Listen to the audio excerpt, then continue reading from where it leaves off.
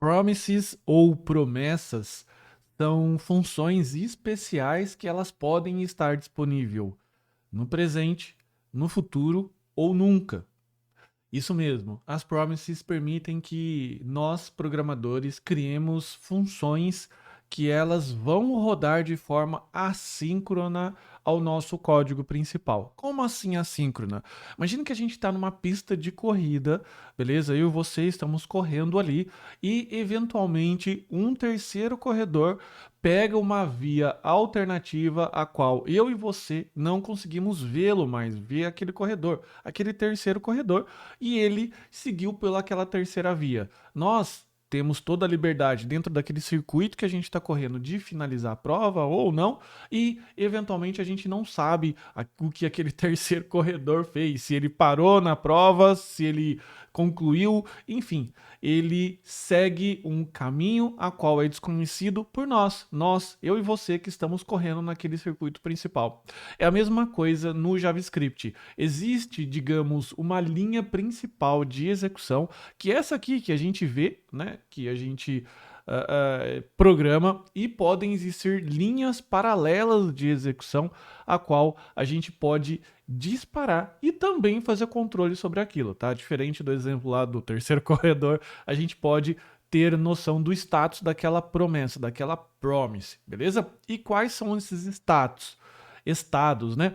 É pendente quando pending, né? Ou pendente quando ela inicia como pendente, quando ela é realizada ou quando ela é rejeitada, porque ocorre alguma falha na operação. Bacana?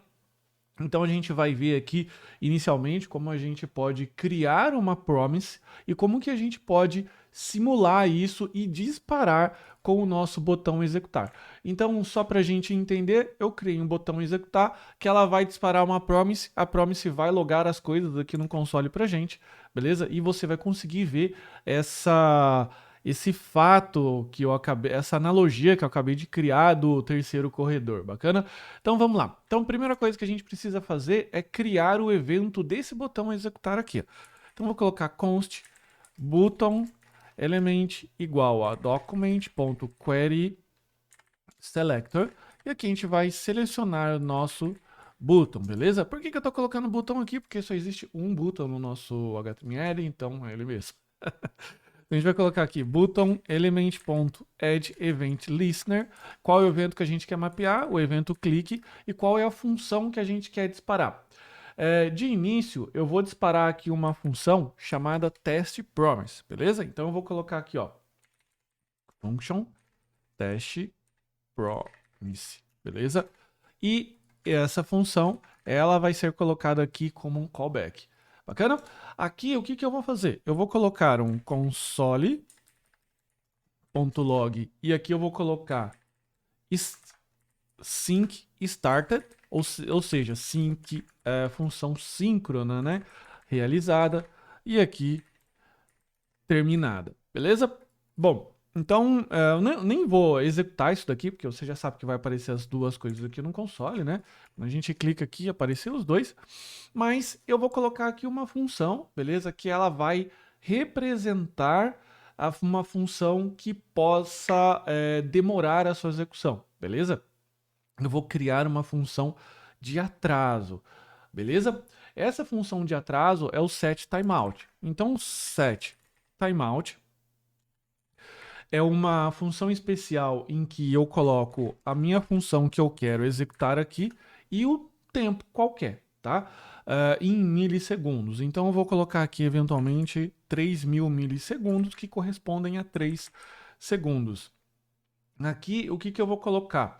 Aqui eu vou colocar um console.log e aqui eu vou colocar, ó, async timer, beleza? Então vamos lá. Ele vai mostrar isso para mim no console, vai disparar o set timeout, só que o set timeout, por ser uma função assíncrona, o que significa? É uma função que não espera eu e você, que somos os corredores principais, a execução vai continuar e o set timeout vai pegar ali uma segunda via e vai continuar a execução dele até terminar, beleza? Então ele vai criar aqui um braço de execução e depois de 3 segundos ele vai executar o que está aqui na função de callback dele, que seria o console log. Beleza? Vamos ver esse efeito. Eu vou recarregar aqui, clicar em executar. E agora o set timeout vem aqui e escreve. Veja que o async finish, o sync finish, né, de síncrono, ele diz que, olha, o ramo principal terminou. E você viu que depois o timer mostrou o console, beleza? Esse set timeout ou timer, ele representa muito bem funções demoradas e que necessitam ser assíncronas, porque imagina, por exemplo, o seu programa tendo que consultar um dado numa API externa e essa API tem um tempo de execução. Imagina no momento que você clica, a interface do usuário fica parada. Seria muito incômodo para o usuário ter uma interface congelada. Então, basicamente, o que a gente faz? A gente coloca aquele spin, né, aquela rodinha lá, de aguardando, e quando essa função termina de fazer algo, ela informa o nosso ramo principal, a função a qual disparou que, olha, terminei. E daí o que a gente faz? Tira aquele spin, aquela rodinha, né? Aquele waiting que fica lá e coloca na tela os dados ou as informações que o usuário solicitou. Com isso, a gente tem uma interface bem mais fluida e bem mais interessante. Mas como a gente ainda está abstraindo essa função de captura de dados, a gente vai utilizar aqui o set timeout para simular isso. Beleza? E o set timeout, o que ele vai fazer? Ele vai disparar alguma coisa e vai informar para a nossa promise que algo aconteceu, ou seja, que ela já está finalizada e eu posso solicitar mostrar a informação para o usuário, beleza? Como que funciona uma promise, beleza? Uma promise é uma classe do JavaScript que eu crio assim, ó, promise, beleza?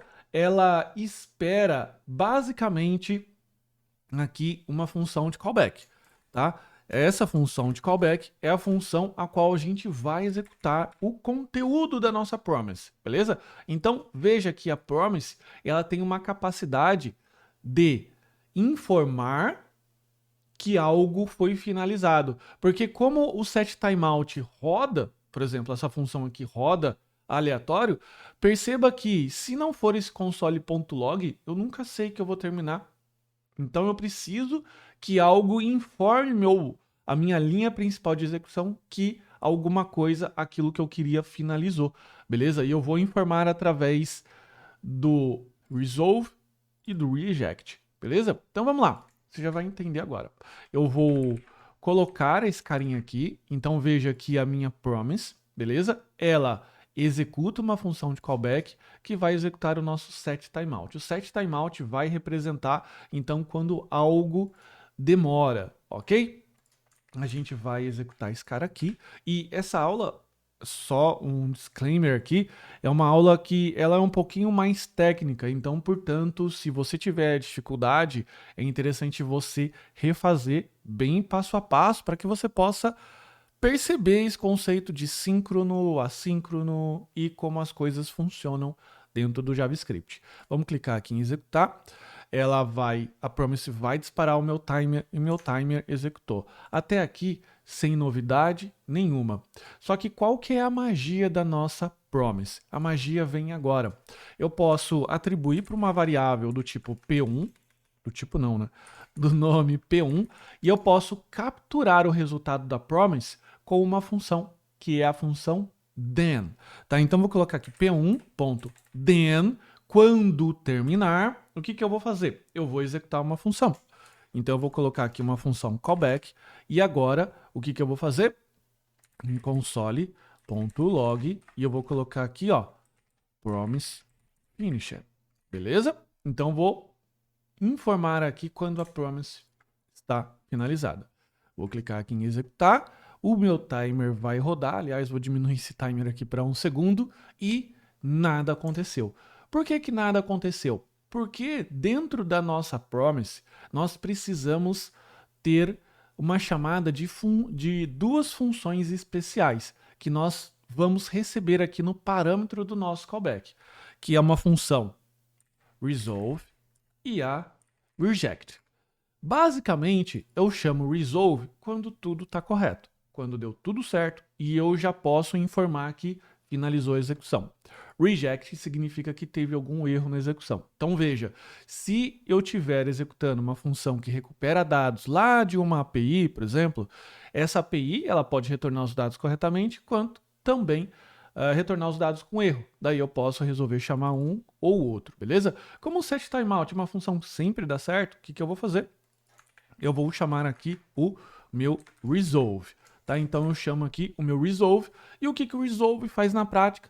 Vai invocar o then, que aqui está representado pelo um console.log. Ok? Vou aqui executar. O meu timer vai ser chamado e a minha promise ela vai ser informada que, olha, deu tudo certo. Beleza? Aqui eu vou diminuir para 1 segundo, senão a gente tem que ficar esperando 3. Bacana? Agora, como que a gente pode simplificar esse cara aqui? Veja que a nossa promise ela está sendo atribuída para essa variável. Então eu posso colocar diretamente aqui, ó, como uma chamada depois que eu inicializo a minha promise. Beleza? New promise, quando ela termina, eu chamo them. Beleza? E aqui nesse caso, como o setTimeout ele já informa com o resolve, o que eu posso fazer? Eu posso cancelar aqui então esse console log, ficando só o promise finished, beleza? Que isso daqui, como eu disse, representa algo, né? Representa a finalização da nossa promise com a chamada do resolve. Vamos só executar novamente para que não reste nenhuma dúvida da funcionalidade, beleza? Então ficou aqui promise finish. Só que tem uma coisa mais legal ainda. O resolve, ele pode passar valores, ou seja, eu posso passar um valor aqui e capturar no then, beleza? Então isso aqui é bastante comum de ser feito no mundo JavaScript. Então o que eu vou colocar? Para iniciar, eu vou colocar aqui a criação de uma variável, let count igual a 0, beleza? Aqui eu vou construir uma constante, promise count igual mais count. O que eu vou fazer? Eu vou somar count e o resultado atribuir para cá, beleza? Com esse resultado eu vou passar aqui no resolve, beleza? E aqui o resolve vai passar o promise count para a gente. E como que eu consigo capturar esse promise count? Eu consigo capturar aqui dando um nome qualquer, porque veja, se o resolve chama basicamente o then, a função de callback do then, aqui eu posso ter então value, ou o nome que eu bem entender. E aqui eu posso colocar, por exemplo, async finished. E aqui eu posso colocar a variável value como a representação do retorno da nossa promise. Então eu vou colocar aqui e ele retornou aqui async finish 1, ok? E o que será que aconteceria se a gente clicasse várias vezes, né? Vamos limpar aqui o console, vamos clicar várias vezes aqui. O que será que aconteceria? Olha só, o async finish, eu cliquei 3 vezes, o async finish retornou então aqui 3 números. Então, fazendo a analogia daquela segunda via a qual eu havia feito inicialmente da aula, existiram 3 corredores que pegaram vias paralelas, aleatórias dentro da corrida, beleza? E que ao finalizar, eles trouxeram um recado pra gente. Qual foi o recado? Recado 1, recado 2, recado 3, beleza? Quando eles chegaram no final da prova. Eles podem ter enviado um sinal de WhatsApp, de fumaça, não importa, beleza? E como que faz para eu sinalizar para a promise que algo deu errado? Quando algo está errado, eu uso o reject. Reject também estou recebendo aqui. Então o que eu vou fazer? Eu vou informar reject e o promise count, ok? Como que eu capturo o valor do reject? Eu capturo com o cat. O cat é uma função a qual eu vou colocar aqui um callback, beleza? Aqui eu vou colocar um console.error async error, beleza? Eu vou só comentar o resolve, porque não faz sentido, né? A gente deixar os dois. Então veja que o reject, em vez de chamar o then, ele chama o cat, beleza? Vamos lá. Vamos clicar aqui, ele vai executar e ele mostrou o async error. Veja que ele não mostrou o async finish. Por quê? Porque eu invoquei o reject. E para ficar mais engraçado ainda, a gente vai colocar o seguinte algoritmo. Eu vou colocar aqui, ó, promise count. Se a divisão por 2 é igual a 0, o que eu vou fazer? Eu vou chamar esse cara, se não, eu vou chamar esse outro aqui, beleza? Deixa só eu tirar. Então, veja, se for um número par, ou seja, divisível por 2, o resto da divisão é 0 quando é dividido por 2, eu chamo resolve, senão eu chamo reject. Vamos clicar aqui e vamos disparar vários cliques. Olha só que interessante. Ele chamou async error 2, 3 e o 4. Bacana? Então, veja como é versátil o uso da nossa promise. Claro que o exemplo aqui é um exemplo mais didático, ou vulgo bobinho.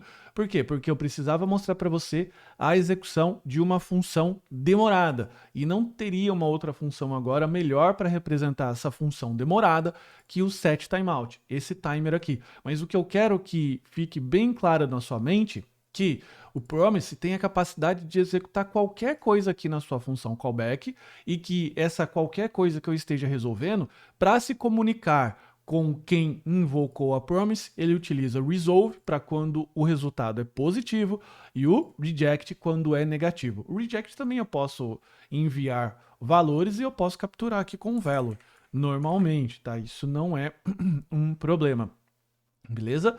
E o mais interessante ainda é que eu posso criar uma constante do tipo promise e eu posso retornar como um resultado de uma função. Então eu posso colocar aqui, ó, return new promise, e quem invocar a nossa função testPromise executa o then.